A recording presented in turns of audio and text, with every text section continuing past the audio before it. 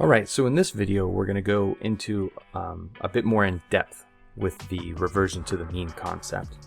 And I think that it's something that we're all aware of. It's just a matter of whether or not you realize it's happening and how it plays into the overall trade and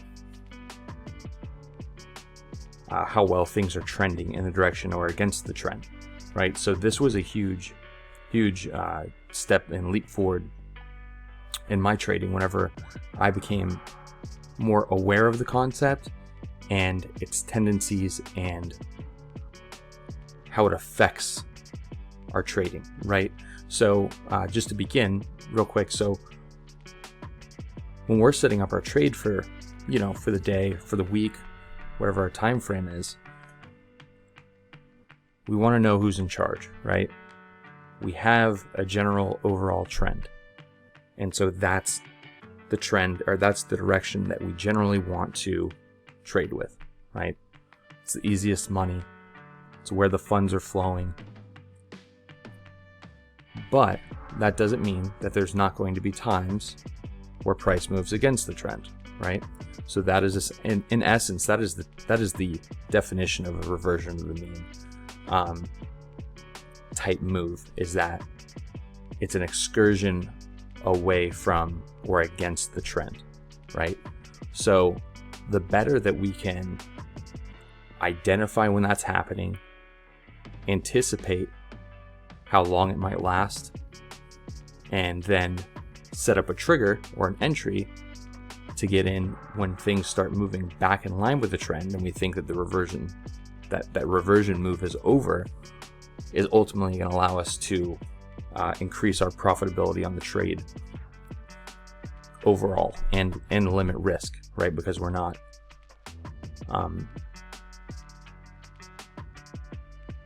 letting that move,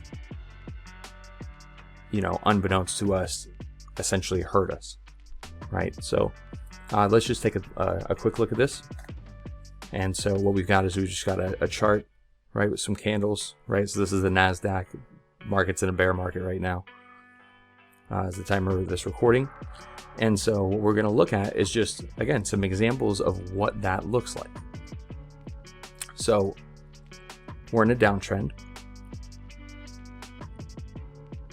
So generally, right, we can draw trend lines to connect the dots with these, and we're connecting the dots essentially with the reversion moves, right? So here, we had one here, we had a pullback, this was at the top of the move, right? So at this point, price is just now breaking down and starting the new bear market, right? Quite steep.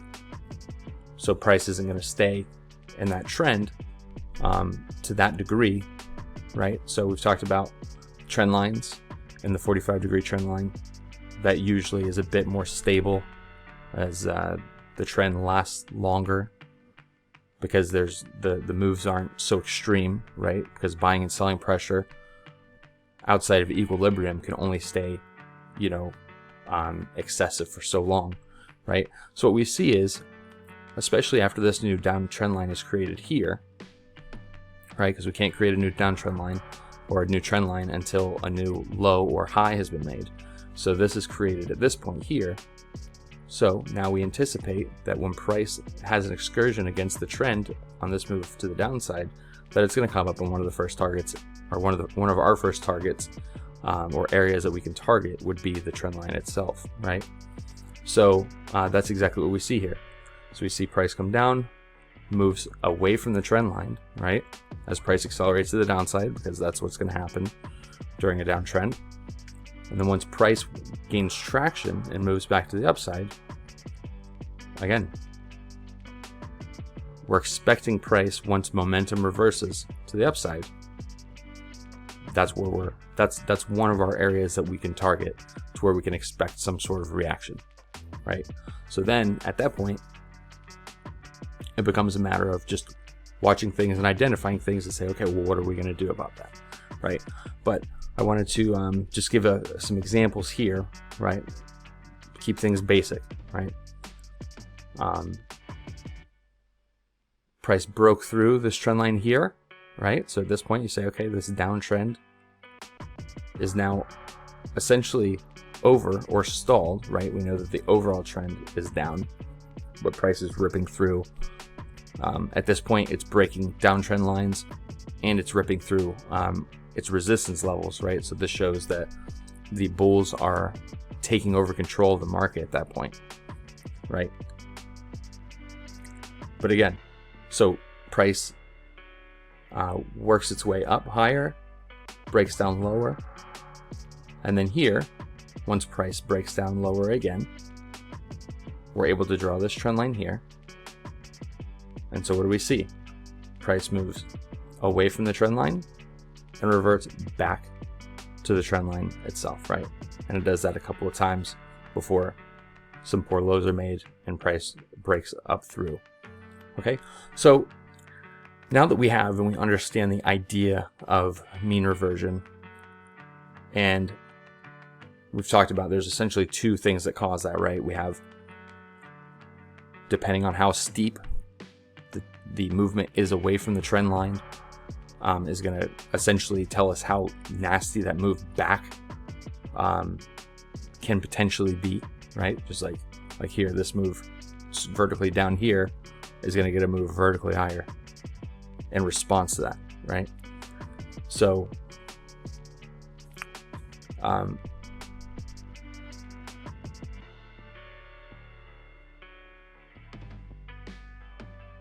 at this point, let's go ahead and dive in a bit deeper.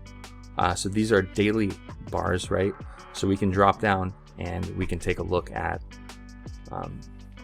exactly what that reversion looks like on a different time frame and using a couple of our different indicators.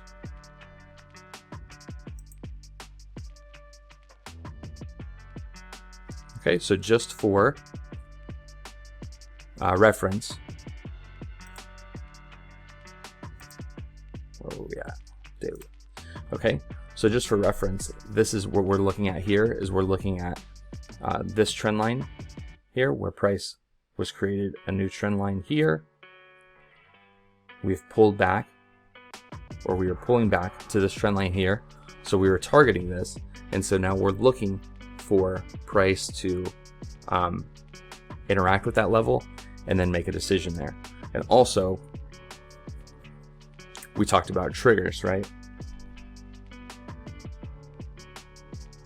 So I know that we haven't gone into that yet as far as entering the trade and structuring all those things, but when we talk about triggers, we talk about we would talk about price moving back in the direction of the overall trend in itself, right? So there's different ways to measure that, whether it's a counter trend line, whether you're using VWAP, or whether you're using the market profile as to where value is established, and then it starts to where it's pushing away from value as it's built against the trend and then moves back towards in the direction of the trend, right? So let's take a look at that.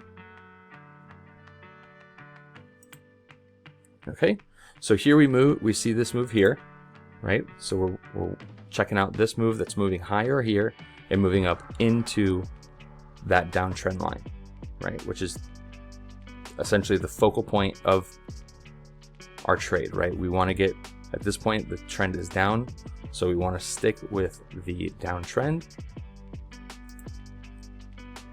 Okay, and so what do we see?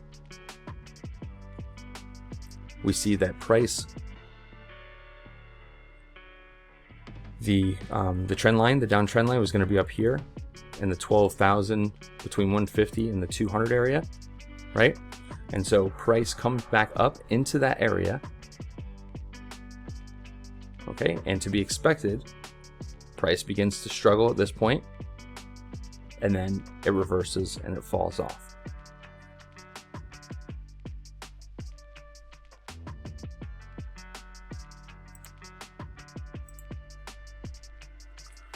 So here we can see where price is moving higher against the trend, right? But the downtrend line is up here. And so we see value being pushed on any attempts to the downside. It's being pushed, current value is being pushed higher, right? Price moved to the downside too quickly. essentially sellers exhausted themselves, and so the bulls are taking over the market at this point and pushing things higher. The question is, how far are they going to take it, right? So if we're identifying that we have the downtrend line that we're targeting, as far as just being an area of the next area of resistance, we're looking for cues that that reversion is over, right? So price and value is pushed higher here. Each day is the the point of control from the market profile for each of the previous days is closing higher. This is kind of an inside day here, but ends up resulting a breakout to the upside, right? And so it's not until we get to here where the value is established up here, and then the following day price begins to find resistance within the point of control and inside the balance area itself before it moves lower, right? So we go, okay, so these are the signs, right? Assuming at this point we don't know this part of the chart, right? So we don't know if this is just going to be a pullback before things extend higher. But what we do know is that we are, as compared to these areas here, price is encountering significant resistance, and the drive for value to the upside seems to be waning, right? So now we'll drop that down to, because remember, these are made up from 30-minute bars or 30-minute time frames, each one of those time sections, the time blocks. So now what we're looking at is this was the low of the move, and even though I don't have the downtrend line on here, we can see the entire move, the entire counter trend and the reversion to the mean move in this frame. And so what we see again is price moving higher, right? Each day, right? So we see this has lasted about a week, and price was driven back to the upside again towards that trend line, towards previous resistance, because price is moving away from the trend in itself back to kind of the average of where value lies in the trend. So we see that price, created this new trend line, and then it immediately excurted from that trend line. There's an excursion to the upside where the trend line was accelerated, right? And so just like how price can only continue so far for so long in the direction of the trend, it can only continue so far and so long against the trend as well. And so when price accelerates and gets ahead of itself, right, then as that move ends, then we're going to see price begin to start to work itself back towards in the direction of the larger trend at hand. So, and that's exactly what we see here as this trend line is broken, and then it comes down here, ultimately this being the primary trend line that we're watching, and then price is essentially breaks the trend line and continues to the downside after that. So anywho, so again, this is important because if we're looking to get into the trade, we want to know exactly where it's at, right? So this is kind of falls back into part of the cyclical nature of the market. And if we know that we want to get short, but we know that we are identifying that we are in a period of time where momentum has shifted to the upside against things, then we have to know and be aware of that if we decide to sell at any point in time during this counter trend move, that we're probably in store to take some heat on the trade, right? As compared to guessing and just saying, okay, well, we know that price is moving against the trend, where do we choose to sell? Well, let's just sell here because there's previous resistance there, so we assume that, or even just selling at the trend line itself, expecting price to move back to the downside. We can take it a step further and we can drop it down, and we can pay attention to exactly what's happening, where price acceleration seems to be slowing, and ultimately where support levels are broken, and even major support levels such as the primary trend line. So again, knowing and being aware of and expectations of where price is going to potentially move against you, even if it's just in the short term. We don't know exactly how long it can move against us or how far, right? So those are certain things that are important to help us mitigate those potential risks. And again, at least once we know that price has, the counter trend move has subsided and that reversion is kind of over or seems to be over, once it's broken these levels, then we can, as we apply risk to the trade within these clues and the things that are happening, then at least we know, okay, price is now moving back in the direction of the trend. And then if things start to falter here and then move higher, then we may have a bigger issue at hand with the overall trend. And again, that's something else that we can use for it. So anyways, that's my recap on reversion to the mean. And I hope you got plenty of value in there, and we'll see it in the next section.